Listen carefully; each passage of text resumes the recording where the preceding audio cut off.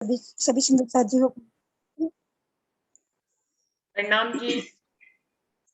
ए हक्के किया इश्क सो कई कई बंद बांधे जहूर सो जानत है निस्बती जो खिलवत हुई मजकूर। मूल मिलाव में श्री राजी महाराज से इश्क का जो वार्तालाप हुआ था उससे श्री श्यामा महारानी और सब पूर्वें जानती है। उनके वास्ते श्री राजी महाराज ने कई युक्तियों से खेल दिखाया। हक्के निस्बत वास्ते कई बंद बांधे माए खेल सब सुख देने निस्बत को तीन बेर आए माए खेल।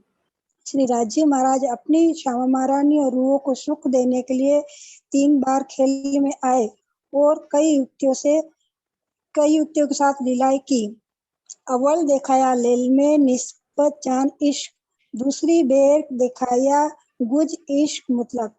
पहली बार ब्रज में अपनी अंगनाओं को इश्क की लीला दिखाई, दूसरी बार रास में इश्क के कई विध के भेद बताए। वास्ते निस्बत बेर तीसरी खेल दिखाया हक, इलम बढ़ाई इश्क, देखिया गुज बका का बेशक।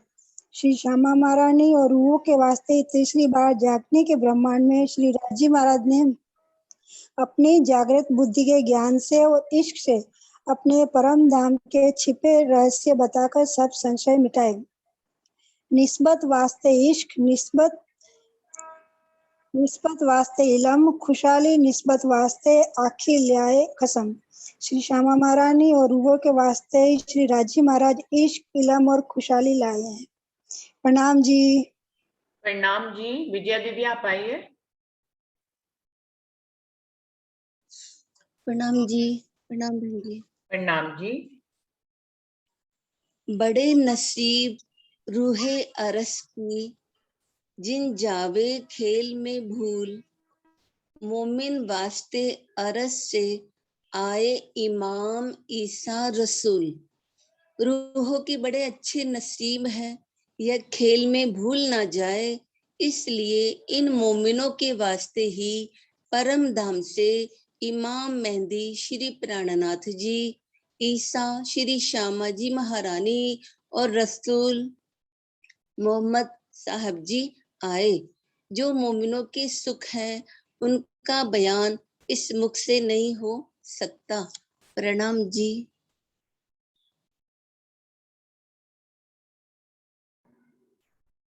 प्रणाम जी।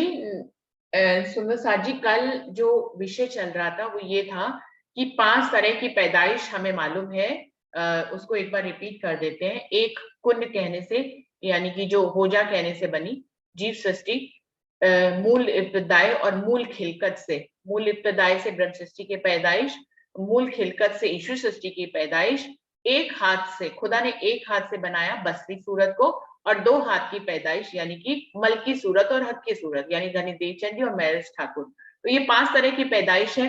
बीतक साहब में इसका प्रसंग है जिसमें कि महोबा के काजी के साथ शास्त्रार्थ होता है। छत्रसाल जी के चाचा बलदीवान जी जो है शिरजी साहिब जी का शास्त्रार्थ कराते हैं। उसमें शिरजी साहिब जी उनसे पूछते हैं कि कुरान में 5 तरह की पैदाइश का वर्णन है, आप कौन सी पैदाइश में हैं। तो यही टॉपिक था कि हम सब अपने आप को किस पैदाइश में देखते हैं। उसमें कुछ सुंदर साथ ने कल जरूर बोला था और कुछ सुंदर साथ रह गए थे, क्योंकि हर विषय में ये सबके लिए पूछा गया है तो सभी अपने बारे में बताएंगे।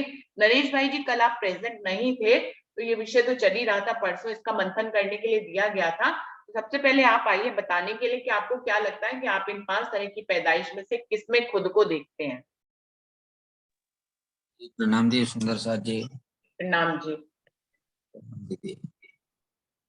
जी राज्य महाराज ने हमको यहाँ भेजा है तो हम राज्य महाराज के चरणों में ही है, और राज्य महाराज ने हमको यहाँ भेजा है तो जो मूल इब्तदा है परमधाम से, हम परमधाम के निस्बती है तो, और हम परमधाम के निस्बती है तो हमको ये बानी मिली है, और बानी के हिसाब से हम ये तो कह ही सकते हैं कि हम मूल इब्तदाए में है। भले हम जगह नहीं है, हम कुछ जानते नहीं है, हम कुछ भी नहीं है दीदी, लेकिन राज्य महाराज ने ही हमको भेजा है। राज्य महाराज के हम ब्रह्मात्मा है, राज्य महाराज की हम अर्धांगिनी है, यही हमारा धनी है। तो जो हमारा धनी है तो वो हम मानते हैं कि वो हमारा धनी है, तो वो हम मूल इब्तदाए से आए हैं, ब्रह्मात्मा है। बस मैं इतना कह के प्रणाम जी। प्रणाम जी। प्रतिभा दीदी आप आइए।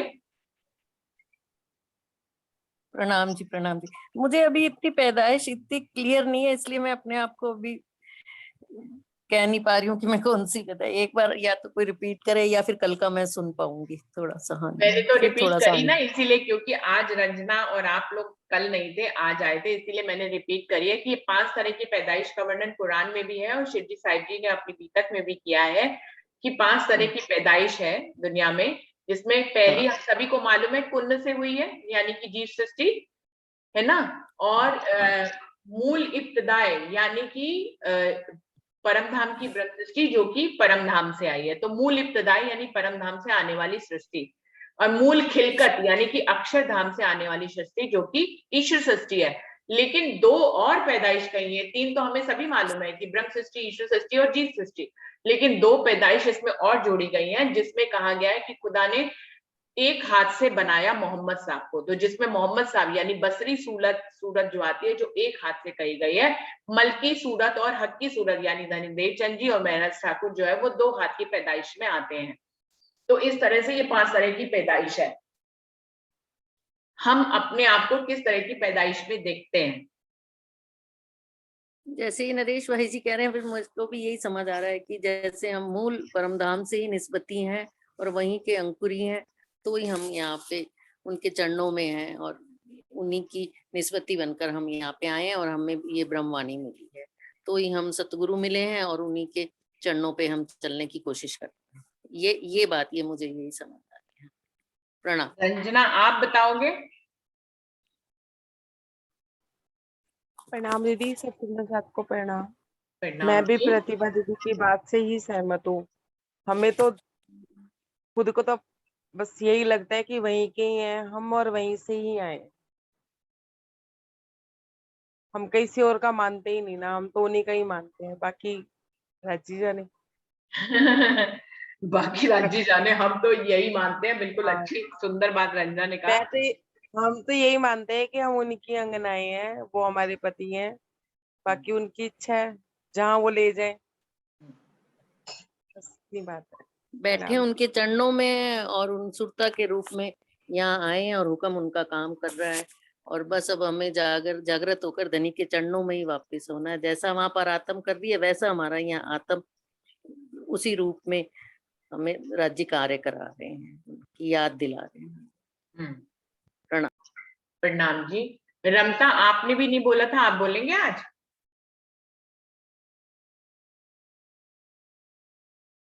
रमता आप मुझे सुन रहे हो?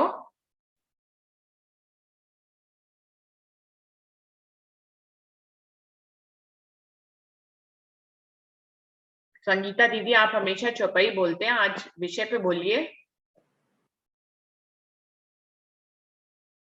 संगीता दीदी। दीदी मेरे को ज्यादा आता नहीं, फिर राजी महाराज जो बोला। हाँ जी, तो बोलिए जो बोलाएंगे। दीदी हम 5 में आते हैं वैसे तो कैसे? जैसे 5 तरह की पैदाइश है। जो कुंड कहने से जीव सृष्टि पैदा है, उसमें अपनी आत्म मूल इब्तदाई से जो आत्म आई है उसके ऊपर बैठी है। और खिलकत मतलब बंदगी जो अपन राजी महाराज को याद करते हैं वो हो गई। और एक सतगुरु देवचंद्र जी का अपने को तारतम्य मिला, और हक्की स्वरूप प्राणनाथ जी से अपने को वाणी मिली, उसे सब अपने को पता चला। इसे 5 में ही अपन आते हैं, बाकी राजी महाराज जानते क्या है। प्रणाम जी। प्रणाम जी। कल अंजू ने बताया था कि वो अपने आप को 2 हाथ की पैदाइश में देखती है, कि उसको धनी सतगुरु का तारतम्य मिला और फिर वो जागृत हुई, तो इसलिए वो अपने आप को 2 हाथ की पैदाइश में देखती है। अभी संगीता जी ने बताया कि वो अपने आप को 5 पैदाइश में देखती है। तो अभी और कोई सुंदर साहब का कोई विचार है? आशम अभी आप बताओगे कुछ? प्रणाम जी दीदी। प्रणाम जी। सभी सुंदर साथ जी को प्रणाम। प्रणाम जी। आए अगम बानी ईत मिले ब्रह्मांड, कोल संबंध के प्रण भये आए कोल संबंध के पूर्ण भय सुआयो पहुंचो निशान, चेतो सब सत्यवादियों सुनियो श्री मुखबान, धनी मेरा है और विश्व के लिए प्रभु है।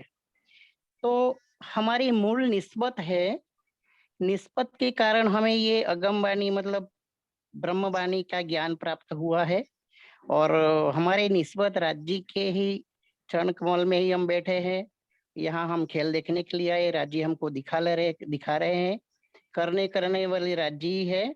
लेकिन मूल निस्बत के कारण हमें ये जो वाणी ये हमें ज्ञान प्राप्त हुआ है। तो मैं तो ये मानता हूँ कि मैं तो मूल इब्तदाई में आता हूँ जी। प्रणाम जी दीदी। मूल इब्तदाई में। और बबीता बहन, आप कल रह गए थे बोलने से कुछ, आप आइए।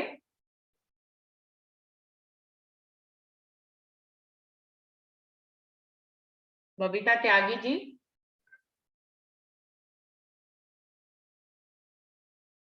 बबीता दीदी, आप सुन रही है मुझे? हाँ जी, प्रणाम। प्रणाम जी।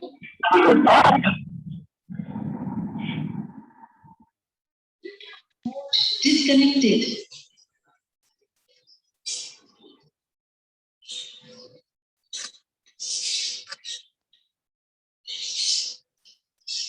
आप बोल रहे हो बबीता जी, कुछ सुनाई नहीं दे रहा है। हाँ जी, मैं अभी अभी आई। अच्छा अच्छा, आप बोलेंगी कि नहीं? हाँ, क्या बोलना? 5 तरह की पैदाइश में आप अपने आप को किस पैदाइश में देखते हैं? बस मुझे तो यही लगता है हम सब जीव ही हैं भगवान विष्णु भगवान जी के, जिसे जहां तक का ज्ञान होगा वो उसी चलने पर चलने लगा, तो वो अपने को वही मानने लगा।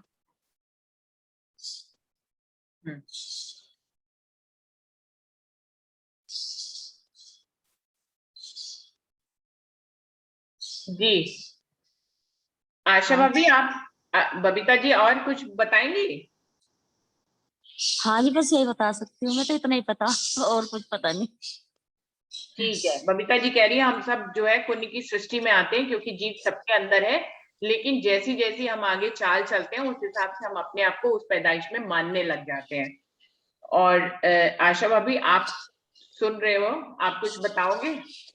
ये सही कह रही हैं दीदी कि वैसे तो पहले तो जीव सृष्टि बन के ही हम लोग पैदा हुए हैं ना, बाद में हमें पता मिला, जैसे धनदेवचंद जी को मिला, फिर धीरे धीरे ज्ञान मिला, तो हम मूल इब्तदाई में आए। बस यही मेरा कहना है।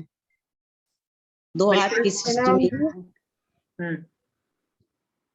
2 हाथ के बारे में क्या कह रहे हैं आप आशा भाभी? मैं कह रही हूँ कि पहले तो जीव ही बन के हम लोग आए हैं ना यहाँ पे। हाँ जी। और फिर बाद में तारतम्य मिला, जैसे जैसे ज्ञान मिलता गया, जैसे जैसे समझ आती गई, तो बीच में आ गए हम। ठीक है, अंशु आप रह गए थे कल बताने के लिए, अब आप बताओ। दीदी, मेरा ही प्रश्न है, मैं तो अभी तक इसमें खुद ही क्लियर नहीं हो पाई हूँ, आप बताओ। अरविंद भाई जी ने कल बताया था कि सभी राज्य के ही है, ये तो हमारा अंतिम उत्तर होता ही है कि सब राज्य के हुक्म का ही पसारा है, उन्हीं का ही है। लेकिन जहां तक मुझे ये लगता है कि 1 हाथ और 2 हाथ की पैदाइश जो मैंने समझा है अपने सीनियर से, कि इस पैदाइश में कोई भी नहीं आ सकता है, हम इन 3 पैदाइश में ही आ सकते हैं। जैसे कि सबने कहा कि वो पुण्य की पैदाइश में है, तो ये बिल्कुल सत्य है कि अजाजील का जीव सब में है, जीव के ऊपर ही तो आत्मा बैठी है। तो जीव वाली पैदाइश, पुण्य की पैदाइश में हर कोई आता है। ये अलग बात है कि जो वाणी में कहा गया है कि जीव तल होसी आत्म, जो आशा भाभी ने कहा, जो बबीता बहन ने कहा, कल सुनीता दीदी ने भी कहा था कि जीव की पैदाइश में, अजाजील की पैदाइश में तो हमारा जीव आएगा ही आएगा, जीव के ऊपर ही आत्मा बैठी है। तो जीव तलोसी आत्म, ये अलग बात है। फिर वाणी मिलने से, सतगुरु का संग मिलने से, ज्ञान मिलने से हम जान पाते हैं। जब हमें अर्श का खजाना मिलने लग जाता है तो हम जानते हैं कि हम जीव नहीं है, तब हमें पता लगता है कि हम जीव नहीं है। ये अलग बात है कि हमारे तन की पैदाइश भले चाहे जीव की उसमें आती हो, लेकिन हम मरने मिटने वाले उस ब्रह्मांड में आए जरूर हैं, और हमारी पैदाइश भी अजजील की है, लेकिन वास्तव में हमारी जो आत्मा है वो मूल परम धाम से आई है। तो मूल खिलकत में, जो कि सबने उत्तर दिया कि हम अपने आप को मूल खिलकत में मानते हैं, वो किस लिए? क्योंकि जब हमारे अंदर ईमान पक्का हो जाता है तो हम अपने आप को मूल खिलकत में ही मानते हैं। लेकिन कुछ सुंदर साथ ने कहा कि हम दो हाथ की पैदाइश में खुद को मानते हैं। असल में ऐसा लगता है कि दो हाथ की पैदाइश का पहले मतलब जानना चाहिए कि एक हाथ की पैदाइश और दो हाथ की पैदाइश का क्या मतलब है। अधिकतर सुंदर साथ जो अपने आप को दो हाथ की पैदाइश में कह रहे हैं, मुझे ऐसा समझ में आया, पता नहीं मैं सही हूं या गलत, कि वो लोग ऐसा समझते हैं कि हमें तारतम मिला, हम जीव के रूप में आए, फिर हमें सतगुरु का संग मिला, हमें तारतम की रोशनी मिली, और फिर हमने जाना कि हम मूल परम धाम से आए हैं। तो ये दो हाथ हो गए, मतलब सतगुरु के संग से जागृत होने को दो हाथ वो कह रहे हैं कि हम डायरेक्ट जागृत नहीं हुए, हमें सतगुरु ने बताया और हमें तारतम ज्ञान की रोशनी दी, उनकी रोशनी के बल से हम जो है अपने आप को मूल खिलकत का मान पा रहे हैं, उस ईमान पर खड़े हो पा रहे हैं, तो हम दो हाथ की पैदाइश में आ रहे हैं। तो वो इस तरह से दो हाथ की पैदाइश का मतलब ले रहे हैं। लेकिन सुंदर साथ जी, अगर इसको दो हाथ की पैदाइश का मतलब आप समझ रहे हैं, तो फिर एक हाथ की पैदाइश का क्या मतलब हुआ? पहले ये भी हमें अपने दिल में क्लियर करना चाहिए ना, कि यदि हम मानते हैं कि सतगुरु का संग करके जो हमें तारतम ज्ञान की रोशनी मिली और फिर हम अखंड परम धाम से अपने आप को आया हुआ इस ईमान पर खड़े हुए, तो इस तरह से हम ये दो हाथ की पैदाइश में हो गए। तो सुंदर साथ जी, फिर तो हमें एक हाथ की पैदाइश का मतलब भी समझना चाहिए कि जिनको तारतम ज्ञान की रोशनी नहीं मिली और वो डायरेक्ट राज्य ने जिसको जगा दिया, क्या उसको एक हाथ की पैदाइश कहेंगे? ये मतलब मुझे देखिए, मैंने भी सब कुछ जाना है, समझा है और वाणी से ही जाना है, ये सही है या गलत है, लेकिन मुझे जो मतलब अब तक समझ में आया वो ये है कि एक हाथ की पैदाइश में मोहम्मद साहब आते हैं, उसमें कोई और नहीं आ सकता। वो खुदा के तीन स्वरूप ही हैं जो एक हाथ की पैदाइश और दो हाथ की पैदाइश में कहा गया है। उनको इन तीन सृष्टि से बिल्कुल भिन्न अलग राज्य ने डिफाइन किया है, उनको तीन सृष्टि में मिक्स ही नहीं किया, खुद ही जानबूझ के, क्योंकि वो तीन विशेष हैं। उनको तीन सृष्टि में उन राज्य ने नहीं ही तीन तरह की पैदाइश में उन्होंने रखा ही नहीं, उनको बिल्कुल अलग पैदाइश में। तो एक हाथ की पैदाइश का मतलब ये होता है कि जहां सिर्फ राज्य अपनी एक शक्ति के साथ आए, स्वयं राज्य का आवेश आया और जबराइल फरिश्ता आया, उस समय सिर्फ उसी शक्ति की जरूरत थी। तो एक हाथ की पैदाइश में सिर्फ मोहम्मद साहब आए, जहां वो कोई रूह नहीं थी, कोई 25 पक्ष नहीं थे, कोई तारतम ज्ञान की रोशनी नहीं थी, सिर्फ राज्य अपना जो है एक हुक्म बजाने के लिए, ब्रह्मांड में एक रोशनी करने के लिए अपने जबराइल फरिश्ते की उनको जरूरत थी उस समय, उसके माध्यम से आए, अपनी एक शक्ति के माध्यम से। जब सिर्फ राज्य आए, न रूहें आई, अपना सब भी वतन सहित नहीं आए, अपना सब कुछ परम धाम में था, वो पल भर के लिए यहाँ पे आए। परम धाम की नजरों में तो पल भर ही है, यहाँ पे भले चाहे कितने भी वर्ष व्यतीत हुए हो, 62 वर्ष व्यतीत हुए हो या जो भी हो, जो मोहम्मद साहब की आयु है, तो वो उनको उसमें सिर्फ मोहम्मद साहब आते हैं जो एक हाथ की पैदाइश कही गई, कि जहां सिर्फ राज्य आए और अपनी एक पावर जिसकी उनको जरूरत थी उसको लेकर आए। लेकिन धनी देवचंद जी के बाद और हर की स्वरूप के बाद ये जो दो स्वरूप है, ये दो हाथ की पैदाइश इसलिए कहे गए हैं क्योंकि यहाँ राज्य सब विद वतन सहित आए।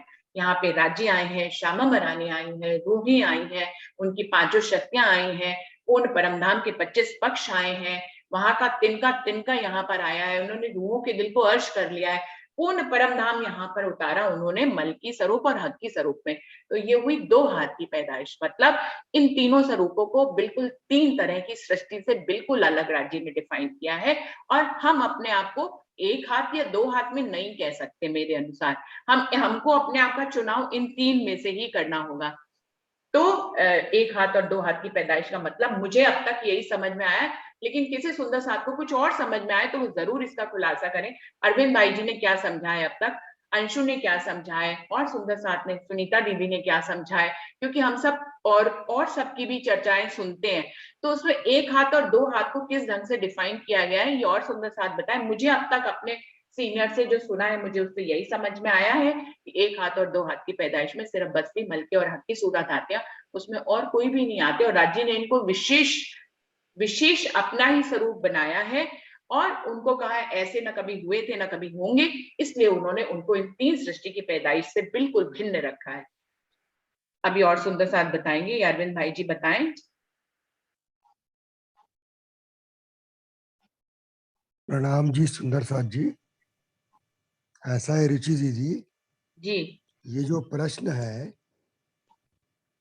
इसमें पैदाइश के बारे में शब्द पैदाइश लिखा है, तो बदरी दीवान जो है या कुरान के काजी हैं उन्होंने इसका उत्तर दिया नहीं, और बीतक में पूछने वाले ने भी इसका खुलासा नहीं किया कि हम किस सृष्टि के हैं करके। वो अपने बारे में नहीं बताया, पूछा जरूर, लेकिन मेरे हिसाब से बीतक पढ़ने के बाद मुझे ऐसा लगा इसके बारे में ये बताया नहीं गया कि हम किस पैदाइश में हैं, अपना बताया नहीं और पूछा गया, तो इसका उत्तर तो बीतक में नहीं है। फिर अपने को अपने मन से सोचना पड़ेगा इसका उत्तर क्या हो सकता है। तो देखिए, पैदाइश तो इस जगत में होती है, जगत का शब्द है ये परम नाम का सगत नहीं है। परम नाम में क्या होता है, न कोई चीज पैदा होती है, न मिटती है, न बनती है। परम धाम में सदैव एक समान होते हैं। और अगर हम अपने आप को अगर परम धाम में राजी महाराज की अंगना ब्रह्म सृष्टि मानते हैं तो हमारे लिए पैदाइश शब्द तो होता ही नहीं। दूसरी बात, अगर हम वहां पे खेल देख रहे हैं राज्य के माध्यम से अपने ध्यान में, अक्षर के ध्यान में, हम सब बारे एक ही है, तो सब एक ही है, इसलिए अलग अलग पैदाइश के बारे में अपने सोचना नहीं है, लेकिन ध्यान सबका एक है। अब ध्यान में हम अलग अलग रूप में अपने आप को देख रहे हैं, तो जो जिस रूप में अपने आप को देखता है ना, शुरुआत जैसे बबीता सखी ने कहा कि भाई सबसे पहले हमने अपने को जीवों के रूप में देख लिया, पहले अवतारों को देख लिया, देवी देवताओं को देख लिया, सब कुछ देख लिया, क्योंकि अपने को देखा ही नहीं था उस समय, तो हमारी पैदाइश नहीं थी वो, तो देवी देवताओं की पैदाइश थी, तो वो लोग कौन है। ऐसा आता है कि हमारे ध्यान के स्वरूप है, तो जब हमारे ध्यान का स्वरूप सब है तो इस प्रश्न का उत्तर मुझे तो अभी तक में नजर नहीं आता। अपन लोग बातें कर रहे हैं जरूर इन प्रश्नों के उत्तर के बारे में, लेकिन असली इसका उत्तर ये है कि जब हम अपने ध्यान में सारी सृष्टियों को देख रहे हैं अपने आप के, तो सारे स्वरूप तो हमारे ही हुए ना, क्षर, अक्षर, अक्षरातीत, ये सब अपन अपने आप को पहले बाकी लोगों में देखते रहे, क्योंकि हमारे ध्यान में जो रहेगा वो हमारे ही स्वरूप तो रहेगा। तो सारी देवी देवताएं वो हमारे स्वरूप, ब्रज में आए हमारे स्वरूप, श्री कृष्ण भी तो हम ही देख रहे थे वहां पर, हमारे स्वरूप, राधा जी हमारे स्वरूप, गोप गोपिकाएं हमारे स्वरूप, हमारी गोपियां परमधाम में जो हमारे साथ बैठी है मूल मिलाव में, उनको भी हम देख रहे हैं, अब वो हमको देख रही हैं। तो मेरा मतलब ये ब्रह्म सृष्टि जो है वो असली है, हम पैदाइश का नाम नहीं दे सकते उसको। वो प्रश्न ही मेरे को कुछ उस समय भी गड़बड़ लगा, बीतक में भी, क्योंकि उसका उत्तर दिया नहीं है, आज भी लग रहा है। तो ये पैदाइश नहीं मान सकते। हमारे ध्यानस्थ अवस्था में हम सब ने अपने आप को एक में के ध्यान में क्यों देखा, क्योंकि हम सब एक ही अंग हैं।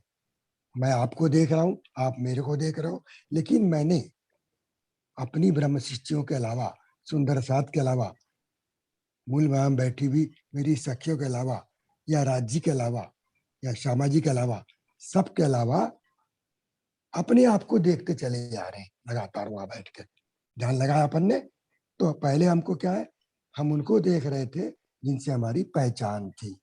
यानी सबसे पहले मैं अगर सपना देखता हूँ यहाँ संसार में भी, तो पहले अब कभी अपने आप को देख लेता हूँ, कभी मैं अपने घर के लोगों को देखता हूँ, और बाकी और लोगों को देखता हूँ जिनसे मेरी कभी पहचान नहीं हुई थी। तो ब्रह्म शिष्टों को तो पहचान ही थी पहले, जो देवी देवता हुए, पूरा ब्रह्मांड बना, 28 सतयुग, 28 त्रेता, 27 द्वापर, 27 कलयुग, ये सब भी ज्ञान जो है हमारे सब ध्यान में है, पूरा ध्यान में है। एक्चुअली क्या है, हम अपने सुंदर साथ को आज जो देख रहे हैं वो मेरे घर का है, मेरी सखी है वो, हम सब मिल के अपने आप को देख रहे हैं अपने अपने ध्यान में, और अपने ध्यान में कुछ और देख रहे हैं, अपने घर को देख रहे हैं, बाकी लोगों को देख रहे हैं, और फिर यहाँ बैठ करके भी ध्यान से हम परम धाम को भी देखने का प्रयत्न कर रहे हैं चितौनी के माध्यम से। यानी इतना ज्ञान हमको आ गया है, तो पैदाइश का तो मेरे ख्याल से सवाल सिर्फ ध्यान में ही है, ध्यान ही ध्यान है और कुछ नहीं। हाँ जी, एक्चुअल कुछ बिल्कुल नहीं। बिल्कुल अरविंद भाई जी, ये प्रश्न हाँ, ध्यान का ही है, खेल का ही है। ये तो कहा ही नहीं खेल गया का कि ये खेल परम, ये प्रश्न जो है परम धाम का है। ये तो इस हाँ, टॉपिक में कहा ही नहीं गया कि ये प्रश्न परम धाम का। परम धाम में तो ये प्रश्न क्या, कोई भी प्रश्न नहीं आता भाई जी, उत्तर वहां नहीं है तो ना, इसे उत्तर प्रश्न भी की दिया बात नहीं ही है। नहीं आती है। ये नहीं, प्रश्न अभी तक जितने में भी उत्तर होते भी नहीं हैं है जो इसका। वाणी मंथन के लिए हम करते हैं, ये सब खेल के ही प्रश्न होते हैं।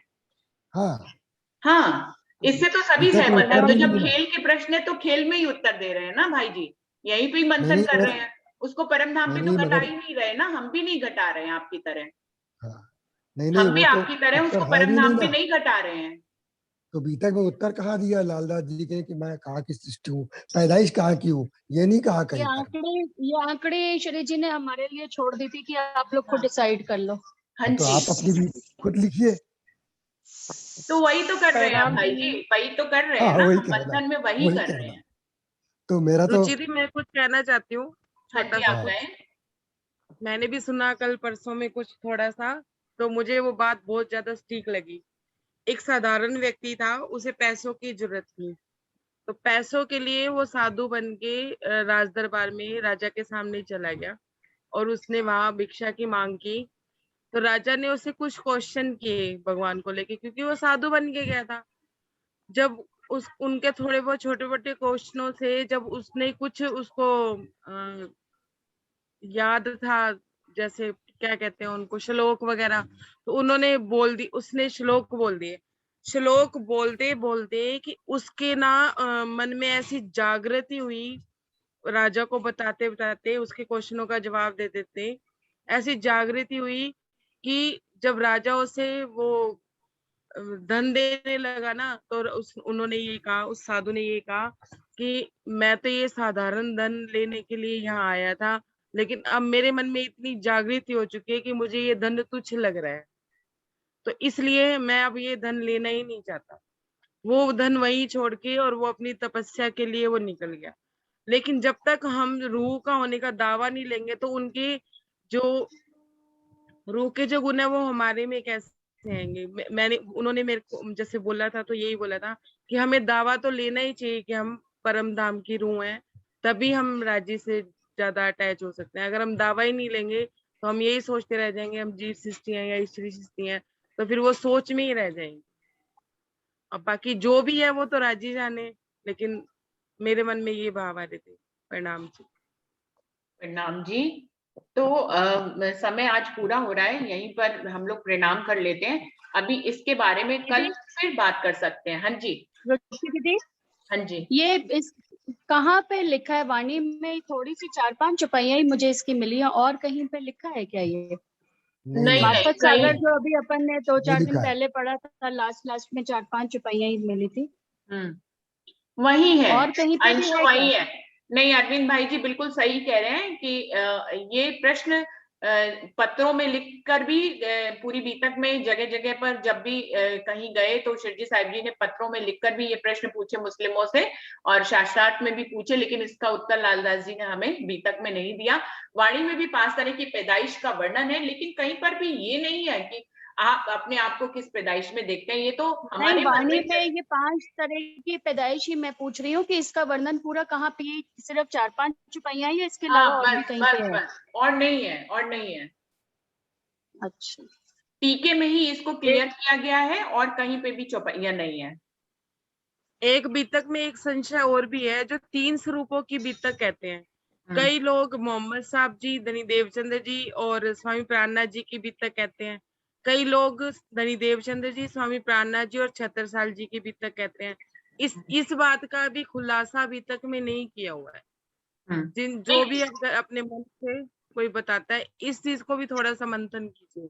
ठीक है, तो कल जो है अंशु, एक ये वाला विषय रह जाएगा जो जिसपे अभी आप नहीं बोले हो, कि आपको इतना सुन के, चलो आप कह रहे हो कि मैं इसमें अटकी हुई हूँ, अभी मुझे समझ में नहीं आ रहा, लेकिन इतना सबका सुनने के बाद आपको क्या लगता है, मतलब आपके दिल में आपका ये प्रश्न था या आपका ये टॉपिक था, तो आपको इतना सब सुंदर साथ का सुनने के बाद भी क्या महसूस होता है, क्या आपके दिल में भाव आता है, वो इससे कोई मतलब नहीं है कि वो भाव सही है या गलत है, वाणी के अकॉर्डिंग है या नहीं है, लेकिन आप इतना सब सुनने के बाद इस विषय पे आपको क्या लगता है उसके बारे में आप बताइएगा। और जो रंजना ने हमें नया विषय दिया, हम उसके बारे में भी बात करेंगे। तो आज सब लोग प्रणाम कर लेते हैं, समय यहीं पे पूरा हो रहा है। प्रणाम जी सुंदर साथ जी। प्रणाम जी। दीदी। प्रणाम परम धाम में अपने आप को मानते चलो, प्रणाम सुंदर साथ जी। तो सारे प्रणाम उत्तर मिल जाएंगे। प्रणाम जी। सभी सुंदर साथ जी को प्रणाम जी। प्रणाम जी। सभी सुंदर साथ को प्रणाम जी। दीदी प्रणाम जी। प्रणाम जी। प्रणाम जी। दीदी। अरविंद भाई जी, आप शोर के पीछे कुछ कह रहे थे, आप कहिए दोबारा से। अरे अपने आप को परम धाम में मानते चलो, तो फिर कोई प्रश्न नहीं रहेगा आपके इसमें। सारी वाणी और अपने आप को परम धाम में मानने से अपनी सारे संशय मिट जाते हैं। वाणी का अध्ययन पूरी तरह से किया जाए, बीतक पूरी तरह पढ़ा जाए और अपने आप को परम धाम में मान करके चला जाए। अरविंद भाई जी, मैं आपसे पूरी तरह से सहमत हूँ, लेकिन अगर बिल्कुल इसी ढंग से चला जाए तो फिर मंथन के लिए कुछ भी नहीं रह जाएगा, है ना। हम सब क्या बोलेंगे, हम राज्य से कैसे जोड़ेंगे, तो राज्य की बातों पर विचार विमर्श करना जरूरी है। हम अपने आप को परमधाम में मानते ये हैं। ऐसा, ये जो पैदाइश वाला है ना, हाँ जी, इसको ना किया जाए। वाणी में बहुत चीजें मंथन के लिए, अपन लोगों को पढ़ने के लिए, ज्ञान अर्जित करने के लिए, उन सब बातों को किया जाए, क्योंकि ये तो महाराज लोग भी ये कभी कुछ क्लियर नहीं नहीं है, ये करते। हमारे दिल के लिए सिर्फ पूछा गया कि हम खुद को किस पैदाइश में देखते हैं, तो उससे क्या फर्क पड़ता है, इससे हमारे दिल को कोई चोट नहीं पहुंच रही है। और चोट नहीं पहुंचती। हाँ। अरे बीनू प्रणाम जी, मैं ये कहूंगी, अगर आप किसी से भी पूछोगे कि तुम बैकुंठ जाना चाहोगे तो वो कहेगा नहीं। अगर उससे पूछोगे अक्षरधाम जाना चाहोगे, वो कहेगा नहीं। अगर आप उससे कहोगे परम धाम जाना, सारे सुंदर साथ जो यहाँ बैठे हैं सब कहेंगे हम मूल इब्तिदाई से ही हैं। अच्छा है ना, अच्छा है, हम दावा ले रहे हैं, हम अपने ईमान को पक्का कर रहे हैं, अच्छा है ना। सबके मुख से उच्चरित तो हो रहा है ये, हम कह रहे हैं ये उच्चरित कराने के लिए राज्य ये विषय दे रहे होंगे। मैं तो हर बार मैं कह रही, कौन कहेगा कि मैं पुण्य से हूँ, कोई भी नहीं कहेगा मैं पुण्य से हूँ, या कोई भी नहीं कहेगा कि मैं मूल वो खिलकत से हूँ। सब कहेंगे हम मूल इब्तिदाई से ही है। हुज्जत तो लेनी है ना राज्य महाराज की, जब हम बैठ वहीं से। हाँ जी, राज्य से हमारा दिव्य चिन्ह में संबंध है। कुछ भी हो दीदी, प्रश्न कुछ भी हो, लेकिन हमारा ईमान बढ़ाने के लिए ये जरूरी है। बिल्कुल बिल्कुल सही है।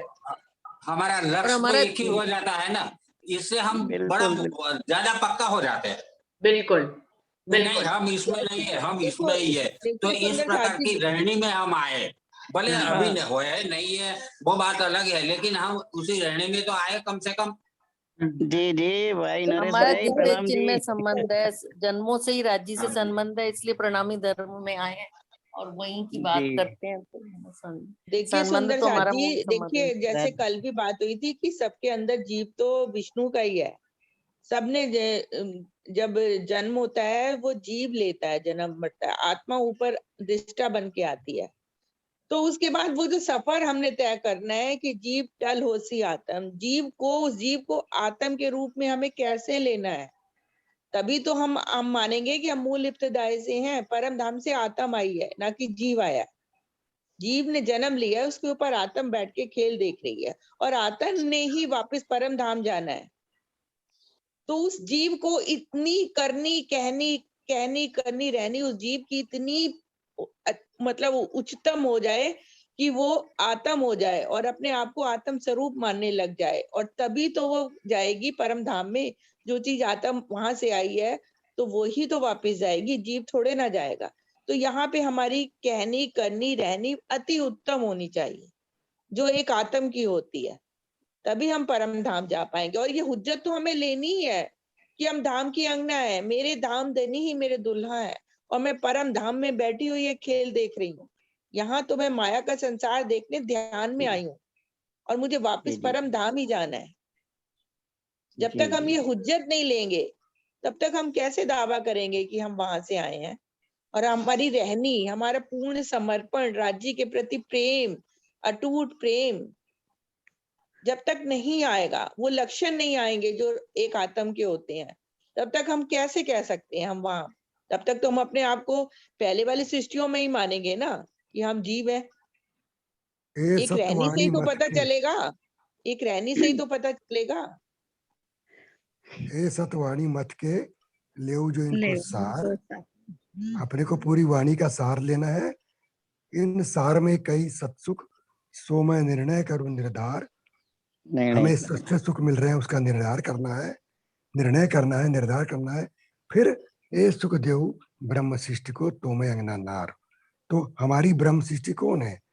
जो हमारे मूल भाव में बैठी हुई है, जो परम धाम में बैठी हुई ब्रह्म सृष्टि है, उनको दूं मैं।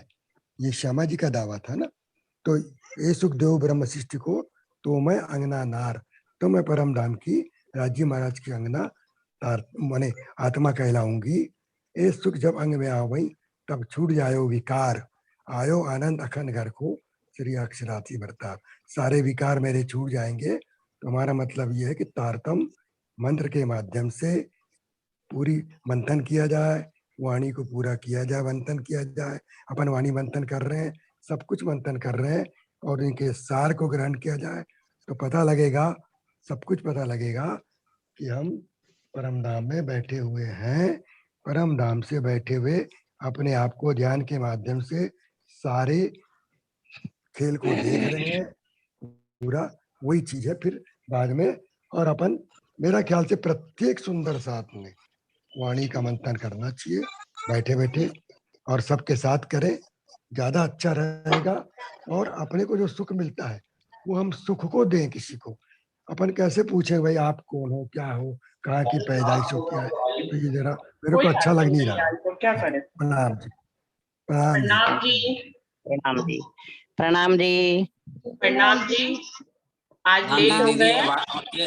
ये मंथन ही हो रहा है, ये सहूर ही हो रहा है, और इसी विषय को कंटिन्यू रखे कल भी। जी कल रखेंगे। प्रणाम जी।